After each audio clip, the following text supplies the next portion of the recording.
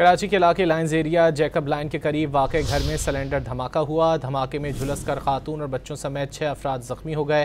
مزید جانیں گے ڈان نیوز کے نمائندے محمد بلال خان سے۔ بلال، دھماکے کی کیا تفصیلات ہیں؟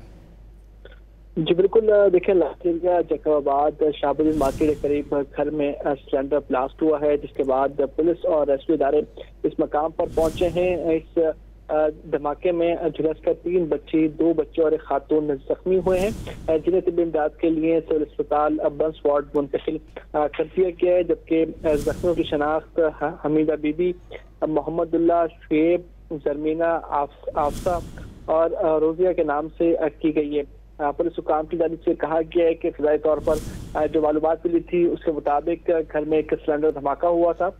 سلنڈر دھماکے کے نتیجے میں 6 افراد زخمی ہوئے ہیں، جس میں 3 بچیاں، 2 بچے اور ایک خاتون شامل ہیں۔ تمام افراد کو اسپتال منتقل کیا گیا ہے اور اسپتال ذرائع کی جانب سے یہ بتایا گیا ہے کہ جو زخمی لائے گئے ہیں انہیں طبی امداد فراہم کر دی گئی ہے، جبکہ خطرے میں کوئی بھی شخص ابھی نہیں ہے۔ تمام افراد کو طبی امداد فراہم کر دی گئی ہے۔ جی بلال ہمارے ساتھ ہی رہے گا، اس خبر کے حوالے سے بھی تفصیلات بتائے گا۔ کراچی کے علاقے سرجانی فور کے چورنگی کے قریب گزشتہ روز ٹینکر کی ٹکر سے طالب علم کی ہلاکت کا مقدمہ خواجہ اجمیر نگری تھانے میں درج کر لیا گیا ہے۔ جی بلال۔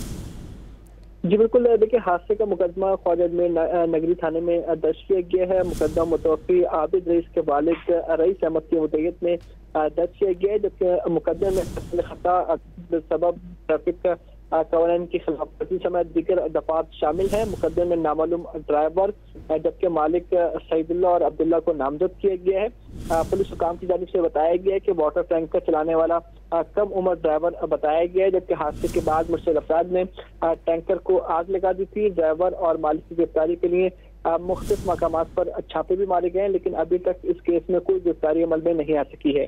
جی بہت شکریہ محمد بلال ان تفصیلات کے لیے۔